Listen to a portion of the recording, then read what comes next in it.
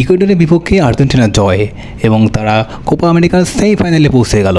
এবং এই জয়ে শুধুমাত্র একজন খেলোয়াড়ের অবদান আছে, এটা হলো ইমিলিয়ানো মার্টিনেজের। মার্টিনেজ ছাড়া এই ম্যাচে ভালো পারফর্ম করেছে আর কে? এই ম্যাচটা জেতার জন্য, আর্জেন্টিনা জেতার জন্য পুরোপুরি ভাগ্য কাজ করেছে এবং এই ম্যাচটার সবচেয়ে বড় পারফর্মার এই মার্টিনেজ। তিনি 2021 সালে কোপা আমেরিকা চ্যাম্পিয়ন করলেন, তিনি 2022 সালে ওয়ার্ল্ড কাপ চ্যাম্পিয়ন করলেন এবং 2024 সালের কোপা আমেরিকাতেও টিকিয়ে রাখলেন এই ইমিলিয়ানো মার্টিনেজ। তিনি দুর্দান্ত খেলছেন আর তার যেই সেভ, মানে কি বলবো, বিশ্বের এখন বর্তমানে কি বলবো, বর্তমান সময়ে ইমিলিয়ানো মার্টিনেজের ভালো গোলকিপার, মানে ভালো গোলকিপার তো দূরের কথা, ইমিলিয়ানো মার্টিনেজের ধারে কাছে কোনো গোলকিপার আছে বলে আমার মনে হয় না। হ্যাঁ, অন্যান্য দলের গোলকিপারটা ভালো করছে, অনেক গোলকিপারই আছে, রেকর্ড করছে, কিন্তু ইমিলিয়ানো মার্টিনেজ ধারাবাহিকভাবে 2021 সাল থেকে আজকে 2024 সাল পর্যন্ত প্রতিটা ম্যাচে তিনি যা পারফর্ম করছেন, এত ধারাবাহিক ভালো পারফর্ম করার মতো গোলকিপার আর বিশ্বে কেউ আছে কিনা আমার জানা নেই। ইমিলিয়ানো মার্টিনেজ যখন গোলবারের নিচে দাঁড়ায়, বিপক্ষ দলের যে পেনাল্টি নিতে আসে, সে যত বড় মাপের খেলোয়াড়ই হোক না কেন, সে নার্ভাস থাকে, সে একটু বেশি নার্ভাস থাকে। কারণ নার্ভাস মানে কি, সে মিস করতে পারে, এই নার্ভাসটা থাকে।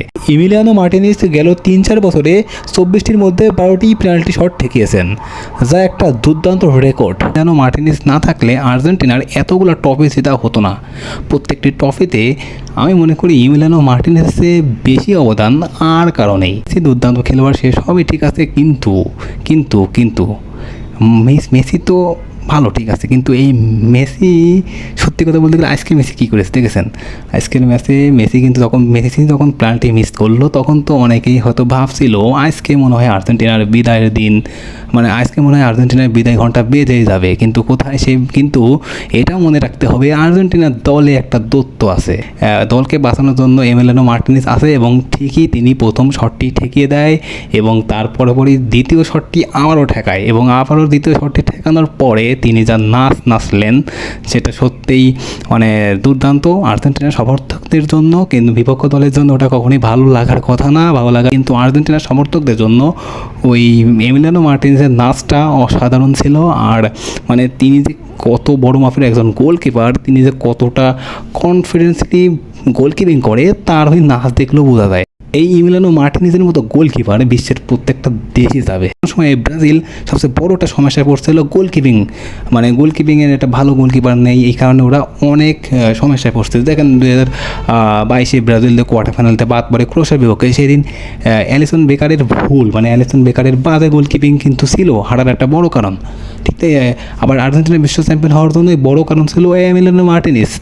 তার দুর্দান্ত সেভের কারণে, তার পেনাল্টি শুটআউটে অসাধারণ সেভগুলো দেওয়ার কারণে আজকে আর্জেন্টিনার ট্রফির সংখ্যা 3 হয়েছে। সত্যি বলতে কি, 2023-এ যে ব্যালন ড'র জিতলো লিওনেল মেসি, ওই ব্যালন ড'রটা আমার কাছে কেন জানি মনে হয় মেসি না, ওই ব্যালন ড'রটা দরকার ছিল এমিলিয়ানো মার্টিনেজের। অবশ্যই ইমিলিয়ানো মার্টিনেজ ব্যালন ড'র জিতলে আমার মনে হয় সবচেয়ে বেশি ভালো হতো। অনেকে অনেক কথা বলবে, মেসির ব্যালন ড'র হয় না, এই সে নানান কথা বলবে। হ্যাঁ, ঠিক আছে, মেসি ব্যালন ড'র জিতেছে, এটা অবশ্যই তার পাওয়ারই কথা ছিল, কিন্তু ম্যাচটা এক কথায় যে এমিলিয়ানো মার্টিনেজ যা খেলছে, ব্যালন ড'র তাকে দিলে ভুল হতো না।